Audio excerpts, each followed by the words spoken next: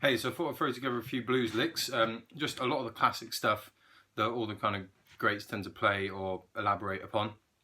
So we'll do them all in the key of E minor. Now these will work over, the great thing about the minors, it'll work over a slow minory blues like a...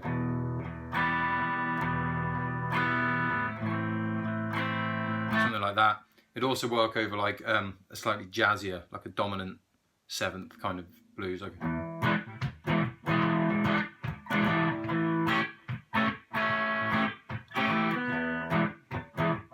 work over one of those. It'd also probably even work over like a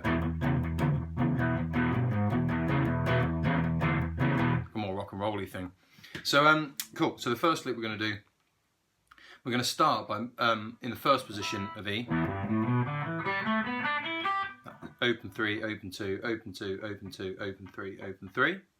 And we're going to start on the G string second fret, second finger.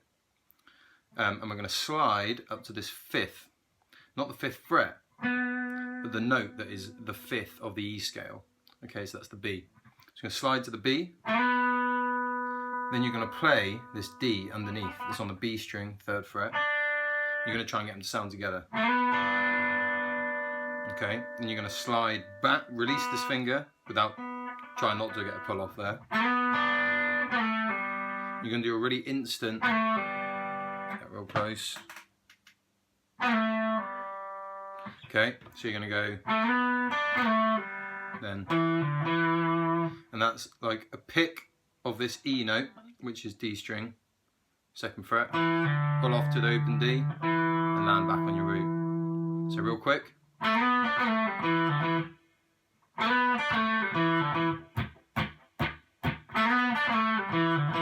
A bit slower.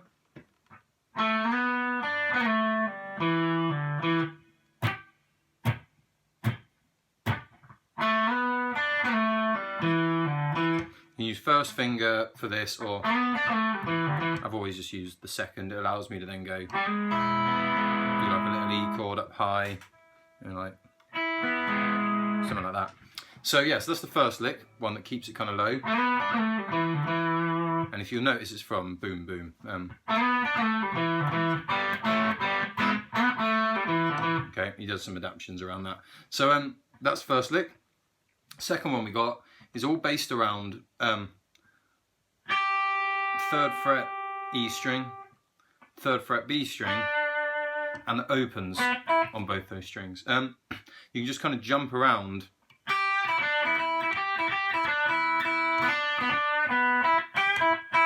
and try and make a load of little patterns between the opens and the threes, because you've got an open E for your root. It's an interesting one because the highest note is your root note, so you can do a lot of ascending licks up to your root note. Okay, lows in there, and I would encourage little macro kind of bends on the threes. You're not trying to reach, you're just trying to reach somewhere between here and here. A little bit sharp, a little bit sharp.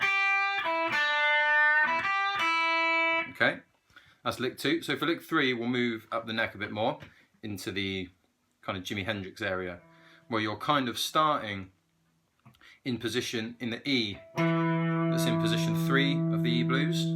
You're going to start first 3 notes from position 3. So you've got 7th fret A string, 5th fret D string, and 7th fret D string. And then you go up and back. It's a cool little lower. It's great for riffs as well.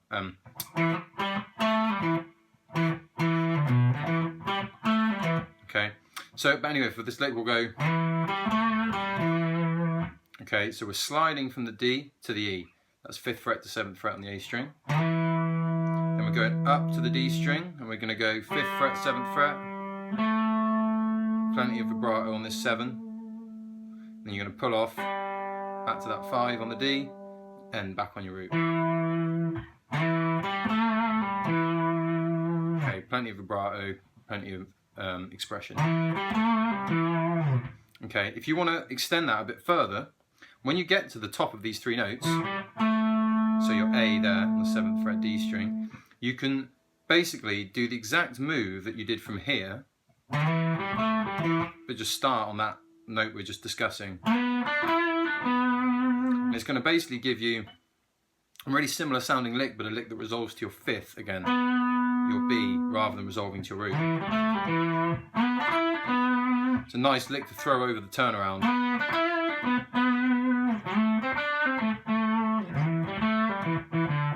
See what I mean? You can do the same thing. So I'm kind of like in that world of B minor. But I'm only using that little bit out the middle where the notes are shared with the E pentatonic. Okay, so we've got little licks that we can do that come kind of right up to the top of this and back, like.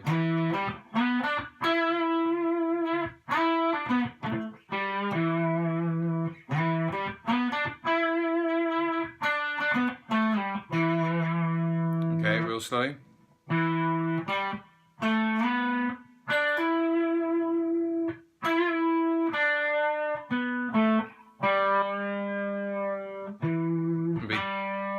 Again, with this, you can get that major 3rd. If you want the more major, or you can bend to it. A bit suspicious. You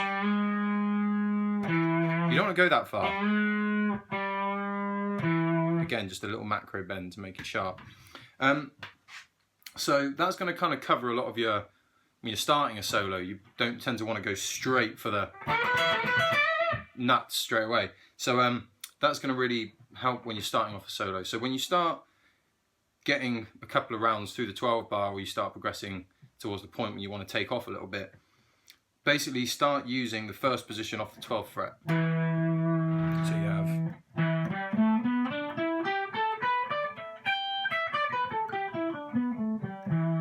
okay, and a great lick within there is this Lynyrd Skynyrd thing. So he takes the 14th fret on the G, he bends it up, not quite to, it's more like to the blue note than it is to the 5th. Don't want to go there. So just a little bend, supporting with these fingers as always. Thumb over the top if you can, gives you that squeeze, that kind of locks that bend in once you've got it held. Once you've pushed up, you're going to do this, release this 1st finger, and you're going to go 12th fret on the B, and then you're going to roll, that's with kind of the tip of your finger, then you're going to roll your finger onto the flat, so you can play the high E on the high E string, and you'll get this.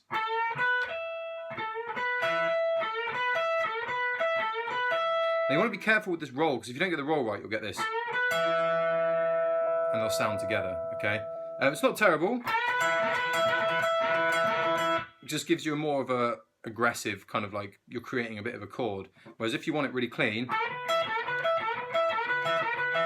now the technique from it basically comes from holding these 2 notes in a way that you can roll up, essentially pull your hand under the guitar to roll onto your index, like the tip of your index, or pull your hand back under the guitar, your thumb over more, and you'll flatten that finger.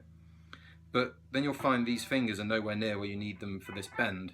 So what you kind of do is, this bit of your hand that's hanging below, you're going to use this cantilever kind of effect to get that pushed bend, and then you can roll it back for these. So it's a mixture of this and this to get it. So it's quite a tough one, but when you get it, it's almost like these circles that you create. So as I'm coming in like this to get the bend, I'm pulling my hand under. And then as I go to play the notes, I'm pulling my hand back and then over a little bit. Okay, that's a really nice lick for E. It's ending on your root. You can play it in a shuffle, like or you can play it straight. Now, the great thing about this as well is it's 3 notes long, right? So you can make it 4 notes long, like 1, 2, 3, 4, 1, 2, 3, 4, 1, 2, 3, 4, by holding this for 2 beats. Or if you play it in threes straight over fours, you'll get just like a really interesting rhythm against the rhythm of the song, because the song's in 4/4, but you're essentially going to be playing threes over fours, like 1 2 3 1 2 3 1 2 3 1 2 3 1 2 3. And all you got to do is a little bit of maths. So if you start adding threes up, when does that kind of divide by 4? Essentially, that's kind of how long you could do it before you would resolve. So you could kind of do 4 lots of these threes, so you end up getting 12 notes. 1 2 3 4 5 6 7 8 9 10 11 12. That's going to be like 3 beats of 4/4, or 3 bars of 4/4. Okay, so you can kind of play 4 lots of this lick over 3 bars of the music, and that's going to allow you to have like a call at the end, something to end it.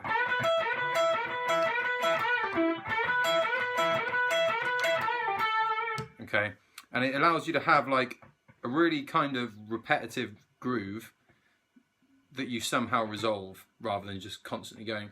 And I always encourage people to try just keep going, because sometimes you find the longer you keep going with it, the more it kind of seems to sound good. So cool, so that gives you a low lick, middle licks, and then high. Now this isn't really a lick, but this is just a really, really good tip for when you're soloing. When over the blues, when you're playing this first position, try and kind of initially try not to work off this octave. Everyone kind of makes a mistake of starting at the beginning, because it kind of makes logical sense. Try starting at the next root note. So if it's a 5-note scale, it'll be the 6th note you hit. 1 2 3 4 5. So that 6 is like going back to 1 again. So that's your root. 14th fret D string. And kind of practice playing the scale up from there, back to that root. And you'll get used to the sound of that octave.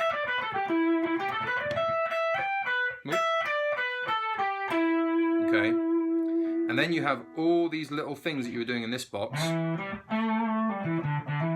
will work here. All on 12, 14, 12, 14 on the middle strings of the guitar, the D and the G. So, so this really good tip is start on your root, and everyone asks me what notes can you bend.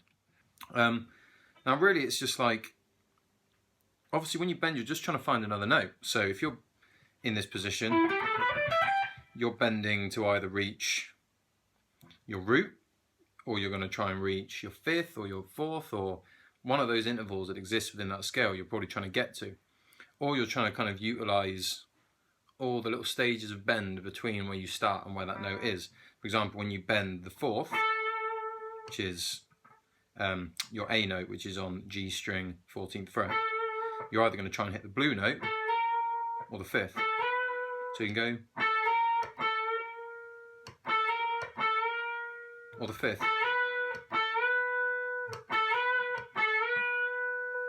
There's obviously a certain amount of muscle memory involved in trying to lock, trying to exit.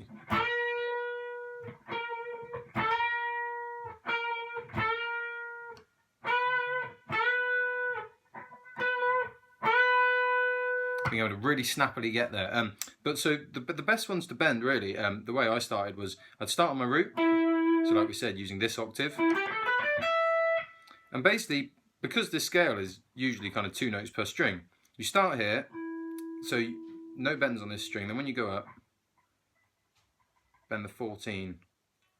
Now you can bend it again, blue or 16. The blue if you want that weepy blues. Back to standard position. Or if you want something a bit more regular, you can hit that 5th.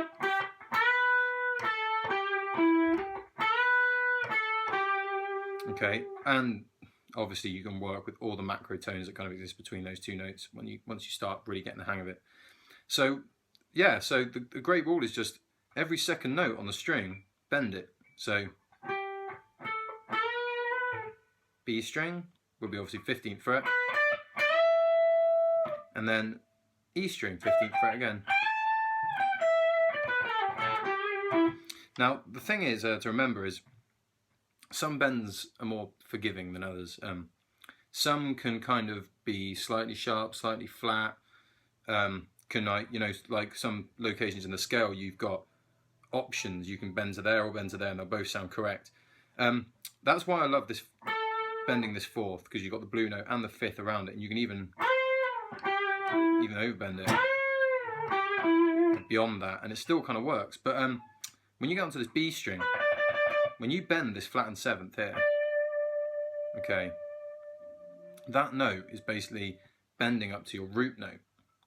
Okay, so there's your D, and you're bending it up to your E. Now, D sharp kind of has no place unless you're incredibly clever with how you kind of just like bang it in really quickly without anyone noticing, just for a bit of flavour. But if you're going for that big bend, this is kind of the least forgiving bend, because if you miss that root, it sounds so bad over the music. So that's one of the ones you really want a muscle memory.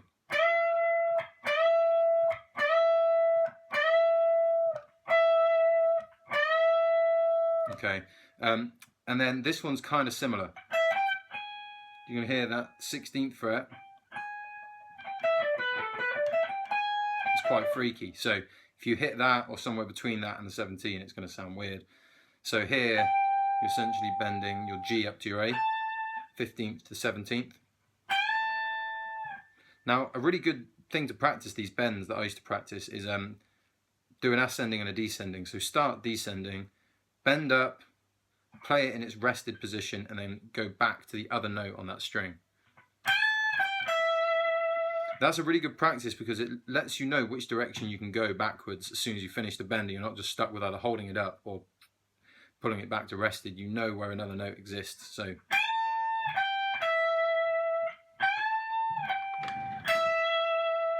then I'll go to the next string, do the same thing.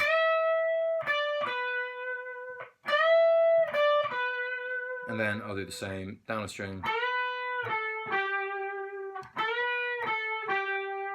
And then you can resolve to your root on that 14th E. So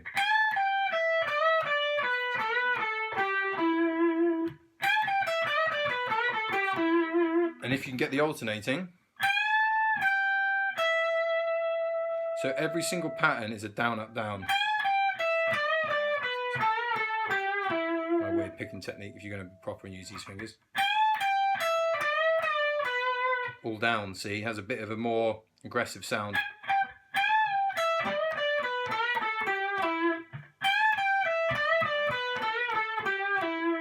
Okay, cool.